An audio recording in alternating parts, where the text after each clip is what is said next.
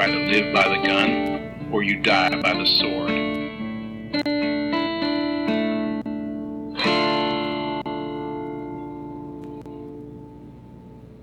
We had talent in the last movie, pure skill, but what if that promise fails you? Okay. In this revenge tale. Uh-huh. Welcome to the Good, the Bad, the Weird podcast, MicroViews. I'm Nicho. And I'm Chris. And today we are doing and continuing our female revenge story, doing something a little bit different.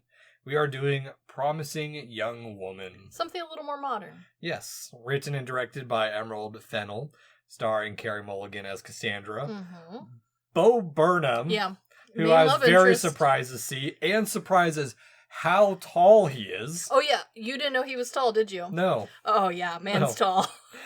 As Ryan, and Allison Brie as Madison. Yes. And I honestly, I'll say right up front, I remember seeing the trailers for this movie. This is about the time I stopped watching trailers. That makes sense. And I had zero interest in this movie at all because it felt like it was going to, at least the way it was marketed. Yes. That it was going to be some super edgy, feminist revenge film. And oh my god, was I absolutely wrong with this one. Yes, but also no. No, Because here's the thing. I know this is a short, but there was director commentary for this movie, and I did listen to all of it. The director commentary, for those like me who love a director's commentary, this director commentary was not, I don't recommend going out of your way to listen to it. It was not groundbreaking. It was not life-changing, like example being my highest standard is, of course, the commentary for Lord of the Rings. I mean, you're right. You can't compare making a documentary about the biggest indie film to just some regular commentary. No, but my standards are not also, like, super high. Yeah. I want you to talk roughly about the film, hopefully. And I would like some insights to behind your thought process. I do get that from this commentary, so I have some insights. Okay. I think the trailer was accurate to what the director was trying to make. Because listening to her, it's just her. She does the commentary during COVID time, so it's her in her apartment. And that, I think, also kind of plays into how this movie is and how it was made. It was made during a time that we had to really change how we did a lot of stuff. And her commentary kind of talks about that a little bit, of how that kind of changed how she views her own movie, but also who she picks to be in this movie and what roles they play. Okay. Was as edgy and feminist as the trailer led you to believe, but it's so much deeper than standard trailer lets you on to, that it ends up being a double sandwich of oh, you think it's gonna be super edgy, you watch the film, it's not that edgy, then you listen to her talk and you realize she went too deep. Yeah, well, here's the thing is that is maybe what I'm comparing it a little bit to is that remake of Black Christmas. Absolutely. Where it's absolutely in your face. This one, while 100% in your face, it's well written. It's well written. It's well written. It's very well written. And everything loops back into each other. That's the importance of it, is that it all works so well together. Yes. And the reason I say that it is as edgy as it is, despite it is being very well written, is she has a very strong baseline for what she thinks her audience's literacy rate is for going into this movie. And I would argue that literacy rate is not accurate for most of the audience who saw this movie. Okay. So an example being, you were surprised Bo Burnham is the love interest in this movie. She didn't think you would be, because she assumes you know what type of caricature Bo Burnham is. Because Bo Burnham, as the name, as the stage, is a caricature of a type of person. In the exact same way that Larry the Cable Guy is a caricature of Larry the Cable Guy. He's the nice guy stereotype, but that's the thing is but it's more than that. Bo Burnham himself made that character. It goes to his stage stuff. Oh. It goes all the way to his comic stand-ups of he's sluts. I fuck sluts. Yes, it's supposed to be that level of oh, I'm familiar with his stand-up. Satire. Okay. She assumes that you know that about all of the cast. Oh, I really don't know most of the cast. I know. And here's the thing. I think the people who know everyone in this cast well are not the same people who watch a gory female revenge story, unfortunately. And that's kind of disappointing because she had a lot of really interesting points, who she picked to play, like, once she explained it, I thought, oh, no, of course, Jennifer Coolidge being in this movie makes perfect sense for that character. Okay. But unfortunately, like, without that level of base knowledge, this movie just ends up being, like, good, well written, but it's missing that extra layer that I genuinely think she thought was, like, going to hit with a lot of people. Oh, like, what was that one that came out a couple of years, Revenge? Yeah. Yeah, kind of similar rough idea of trying to, like, make it really edgy, revenge against men kind of thing. Yeah. But here's the thing is, like, here's why I appreciate that it didn't end up the way I think she wanted it to turn out to be, is because, and I think it makes it much better because, one, like, that first grossly predatory trap that she sets up. Yes, and the it's way the very men talk. interesting. Yes, I mean, I've heard men talk like that, so. Of course, we all have, yeah. And also, I do appreciate the star of this movie with the dancing close shots Yes. of the dude's crotches and stuff. Her explaining that, too, was hilarious, because that was so intentional. She wanted it to feel like a girls' party, but just dudes from after office hours. Peak comedy for me there. It was very funny.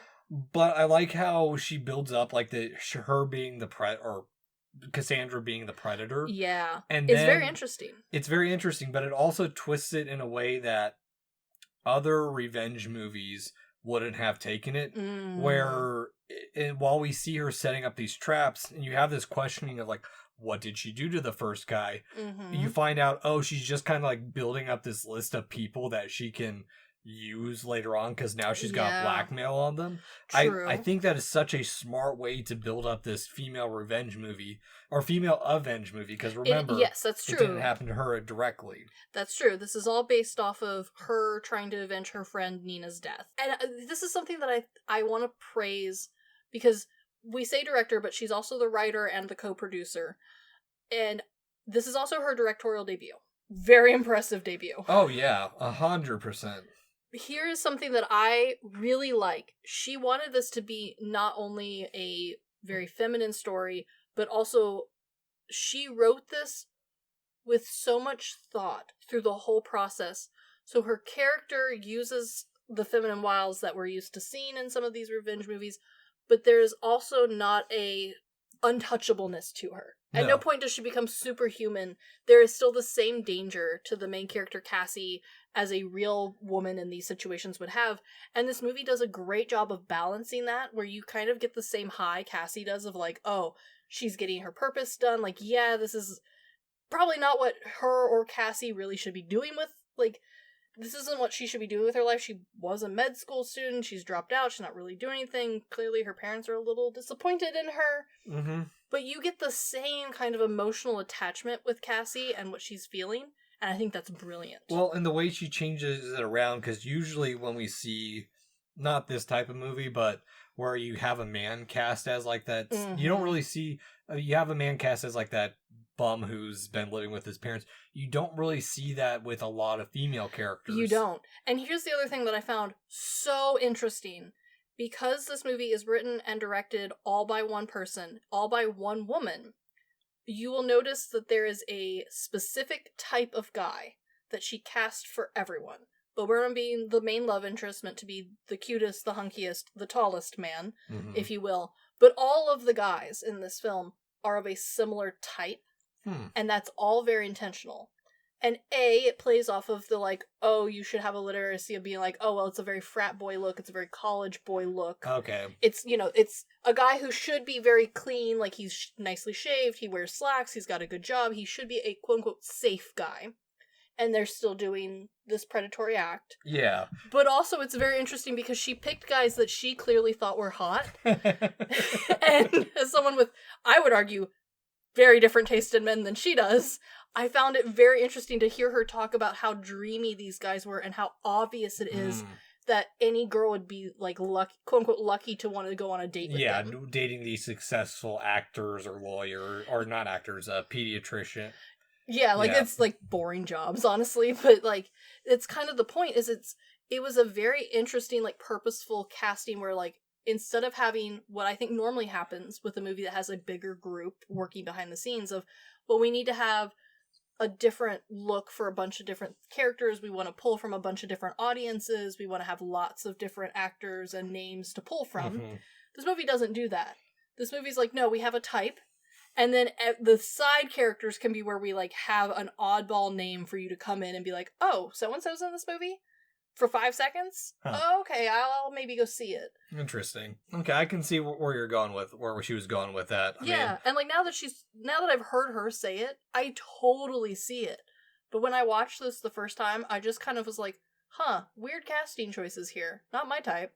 Not my thing, but I guess. it's like that meme a little bit of, it's a TikTok thing of, I'm looking for a guy in finance. 6'5", blue eyes. Yeah. Trust fund. That's exactly who she cast.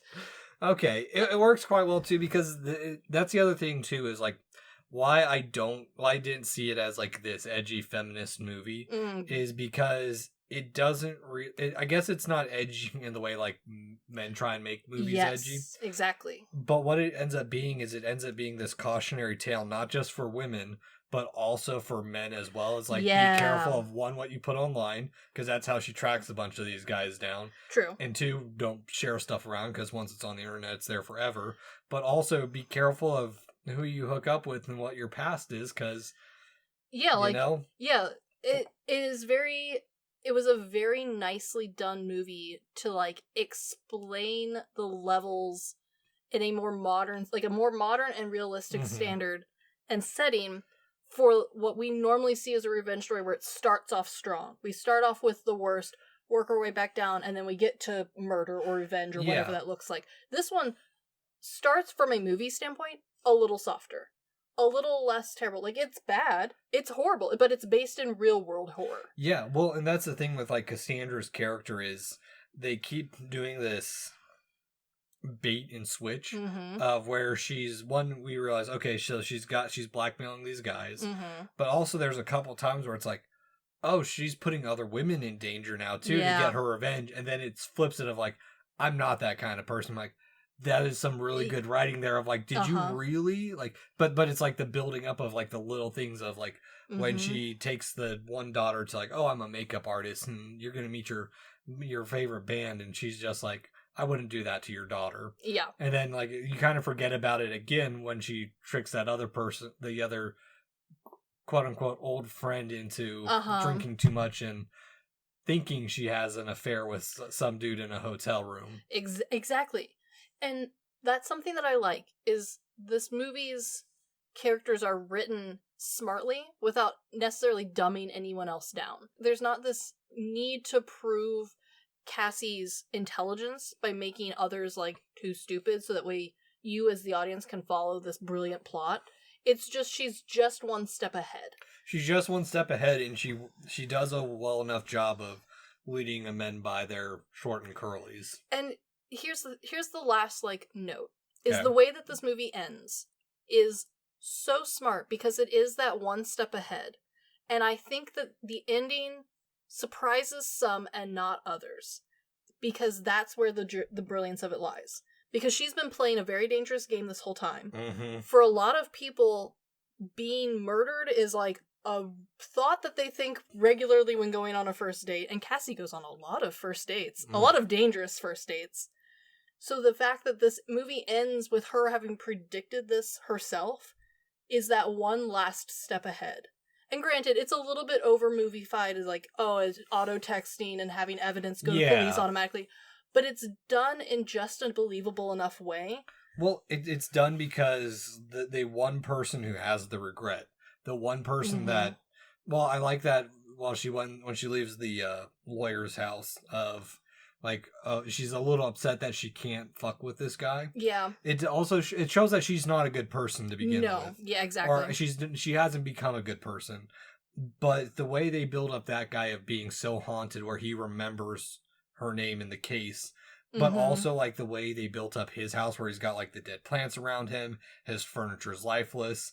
He is just, while he is a big character, he is just as interesting as Cassandra is too.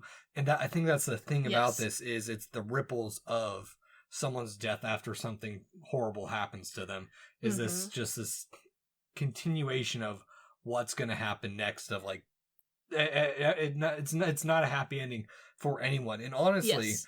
while you spoiled her death a little bit, it is a horrible. Well, and also Yes. I like the breaking point is like finding your love interest is complicit. Yeah. But it is the way she goes from being okay, she's kind of happy, moving on, to turning everything around and falling into that very stereotypical of using sex as the weapon. I do think Britney Spears' Toxic is a great choice. Great choice. A great choice. But also, she's turned what was going to be her profession into the fetishization of that profession to get to the guy. Yeah. And God, he is such a little bitch until like he starts suffocating her. So that's the last like detail that really kind of pushed this movie over the edge for me as far as one, having listened to Fennel talk about her work. Because this movie was good. I enjoyed it, but I wouldn't have put it overly high. Her talking about how she knew she wanted to shoot this scene from the beginning. She knew Cassie was going to die the moment she started writing.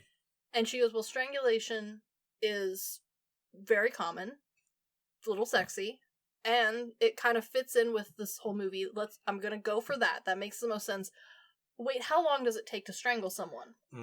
And so she looked it up, and the average was 2.5 minutes. Yep. And so this scene is exactly 2.5 minutes long.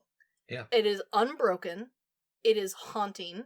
And then the way she changes camera angles to match what she did at the very beginning, where Cassie just pops up and is fine and is lucid and has won. You keep waiting for that. Yeah. And it's brilliant. No, it's so great because it's like, it's the same thing I felt when I was watching, well, I think it was like the third Hunger Games movie when PETA is strangling Katniss, and it's just like, the whole, actually making some, that's the thing is like, we talk about in movies or like serial killers, specifically like Ed Kemper, right? If I remember right, when he stabbed someone, he thought they would crumple to the ground like they saw in movies. Yes. When you take something that's kind of done so quickly in movies and make it extended in how long it would actually take. Yes. You get that impact that you wouldn't have otherwise if you just like, oh, it's a 30-second scene, she's dead. It's like, no, it's like, because you're wanting her to come back. It's like, oh, she's got something up her sleeve that she's gonna get this guy. And it's just like, no. her death, she was never gonna have, after this, she was never gonna have a happy life. Like, it almost feels like that was her intention, was to, this was her suicide note. Yeah. 100%. This is, I completely agree.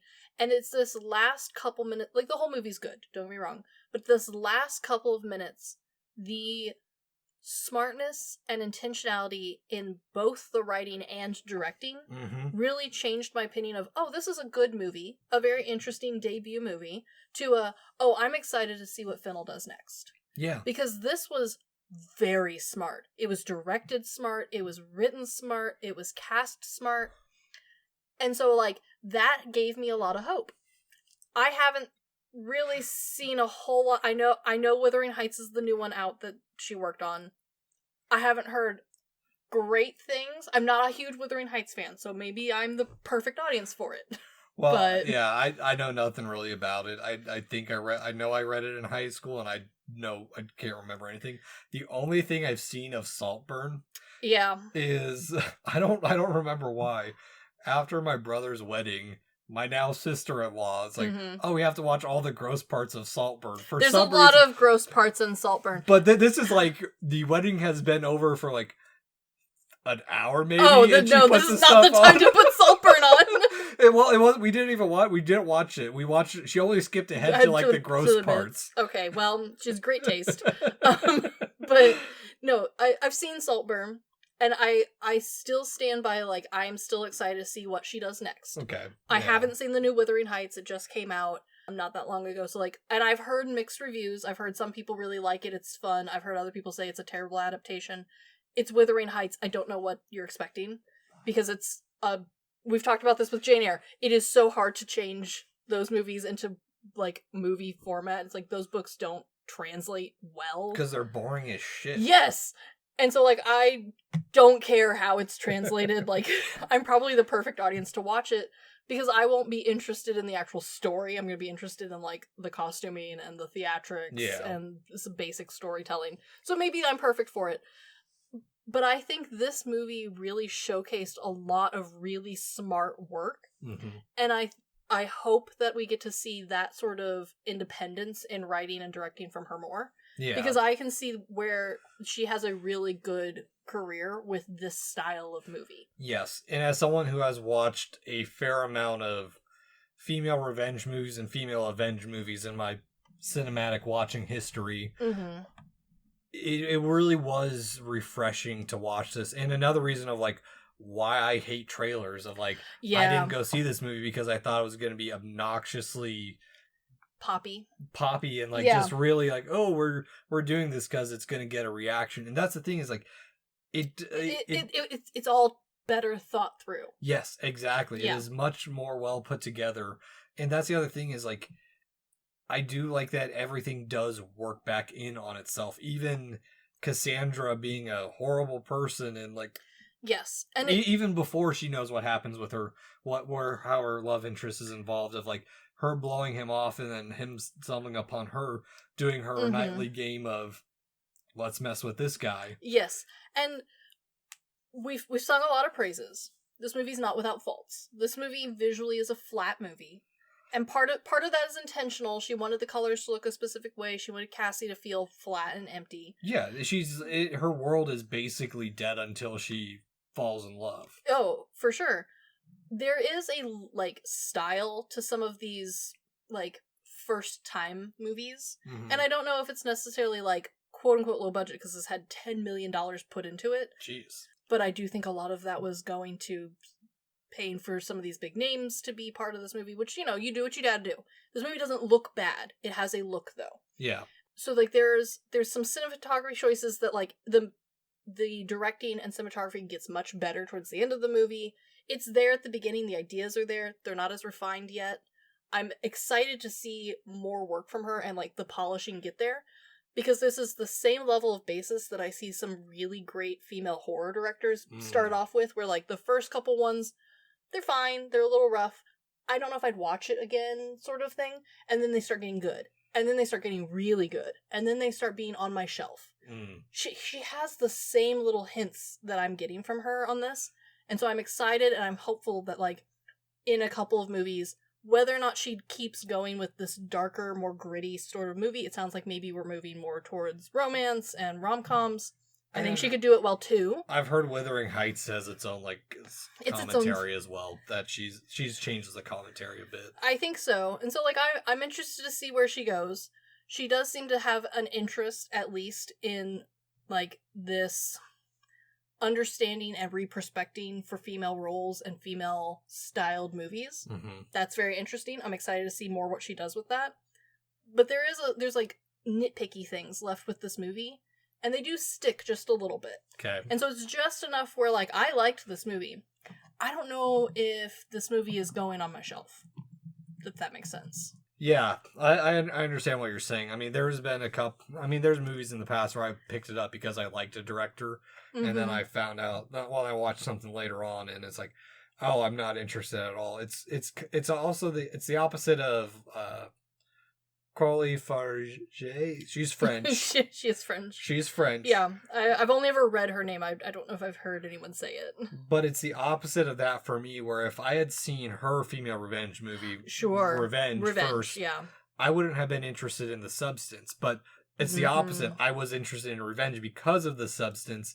And like Revenge has those inklings there, but it's the nitpicky stuff for me where it's just like, okay, it's an okay movie. You had an alright visual style for it. I get what you're going for, but for the most part, it really wasn't that interesting. And then you go to the substance, and you can see where those inklings started working their way into something much more grandeur than the first one. It was like a foot in the door. I think that's what you're wanting with Promising Young Woman, is like that start of that foot in the door to greater things. And a huge part of the sticking, and this is looking ahead, because this movie came out in 2020 or 2020 as one would say, and so I can already see where this movie isn't going to age great, because that baseline literacy of who Bo Burnham is, why Jennifer Coolidge is the mom, who Carey Mulligan is, and why she would be cast, And the song choices, the color choices, why she's a barista, like all of that is incredibly 2020. And We've had major world changes since then. We have, and we talked about this with other movies where, like, the technology changes, and sometimes it's fine because it's like, oh, look, a little blast from the 80s, look at the Palm Pilot, how fun. And sometimes it's just like, oh, I had to do a bunch of research on why so-and-so is in this movie, why we even would consider this lead actor to be the love interest, he only does action films now, sort of thing. I worry that this is very quickly heading that way, which is disappointing, because as a standalone piece, right now, it's brilliant. I just don't know if it's going to stand. Well, and I think the other thing, too, is because it does dip into a little bit of the shallowness of online dating, and we've seen the fallout of that since then, of how difficult it is to be on online dating apps nowadays. I mean, you don't have that issue. But... I do not, but I hear many a complaint from friends. It's a desert out there for me, so yeah, and you're not the only one. I have lots of women friends who they are also in the same boat of like, man, the dating apps are rough. There's nothing out there. There's nothing interesting, and vice versa. I've also heard like, oh, I've met my wife on dating apps. We knew each other for 2 weeks, and now we're happily married. Like, that's how both my brothers met their now significant others. Yeah, but it's interesting because, like you said, like we're only 6 years out of this movie. And already we're starting to see a pretty big change. A lot of the cast in this, why they were picked, that reason no longer stands necessarily. Well, and on top of that, we have these stories of the cautionary tales of what you put online.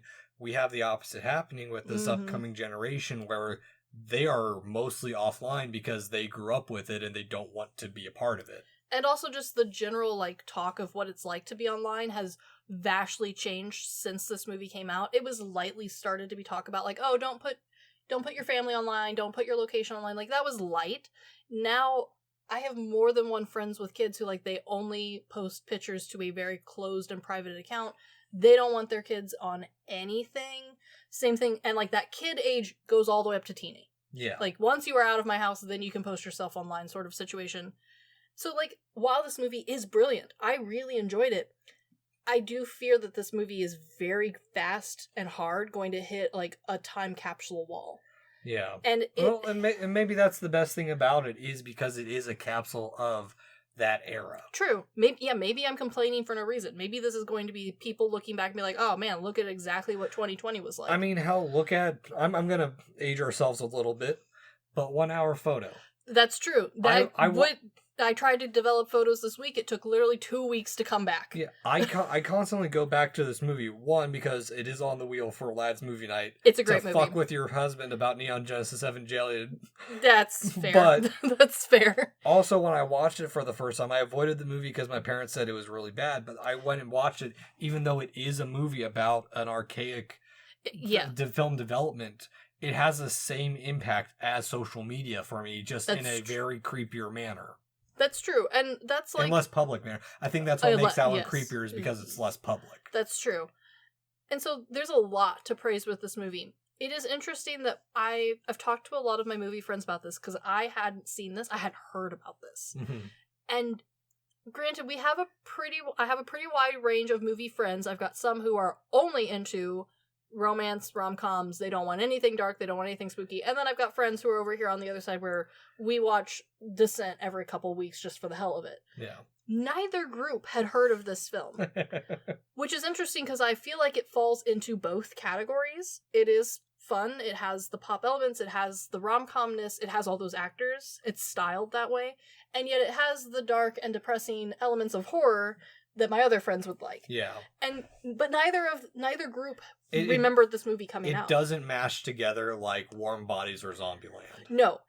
100% it doesn't. And while both friends group agreed that they would be interested in watching this, one is willing to watch it later, neither group had seen it. So we're talking about 15-ish people here who had not heard or seen of this movie. I only had one person respond, oh yes, I remember that.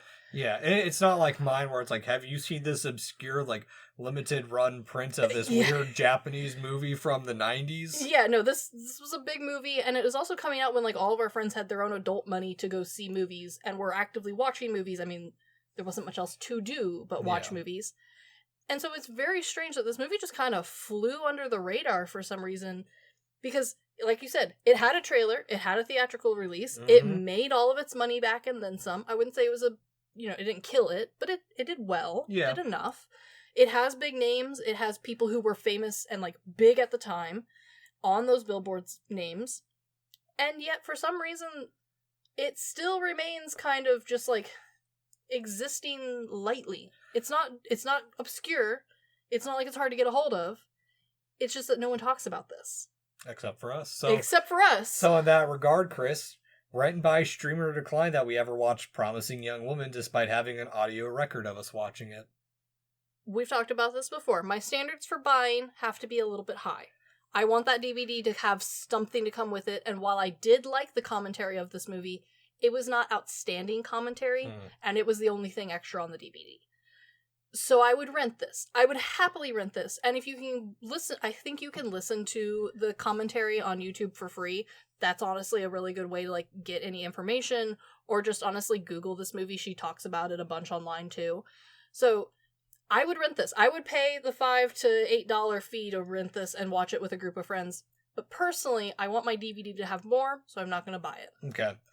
I am a little bit different than you on that, and I think maybe it's because I've gone through quite a few revenge movies in the last few months and years, and I am in the buy camp. Fair. I honestly was surprised with how much I like this movie. I went into this, especially when we said, oh yeah, let's do this.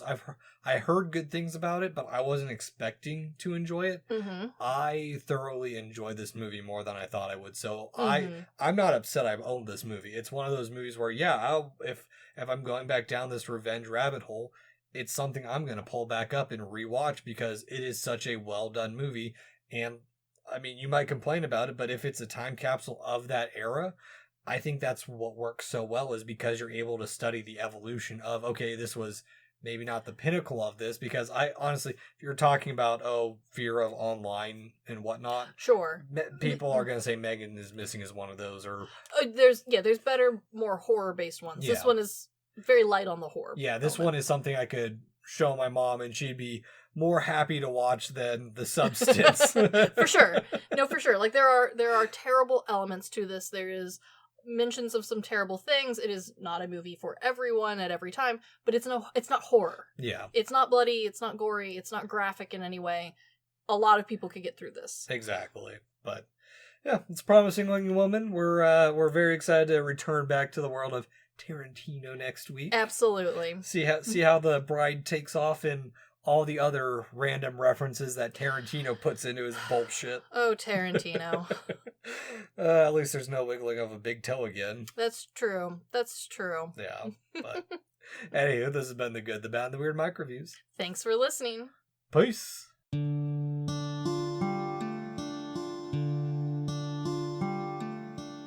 Thank you for stopping by this here town of the good, the bad, and the weird. We appreciate your listenership, and if you want more of our takes in your life, feel free to check us out on social media at The Good, the Bad, and the Weird Podcast, or TGTBTW for short. As well, if we missed a fact, your favorite part of a movie, or just have a suggestion and want to reach out and say howdy, feel free to email us at tgtbtwpodcast@gmail.com. And feel free to join our Discord at The Good, the Bad, and the Weird Podcast, where we talk about movies, just share random banter here and there. And always, check out our podcasters, streamers, or any other content creator we shout out in our episodes. We really appreciate it. And as always, thank you for listening. Peace!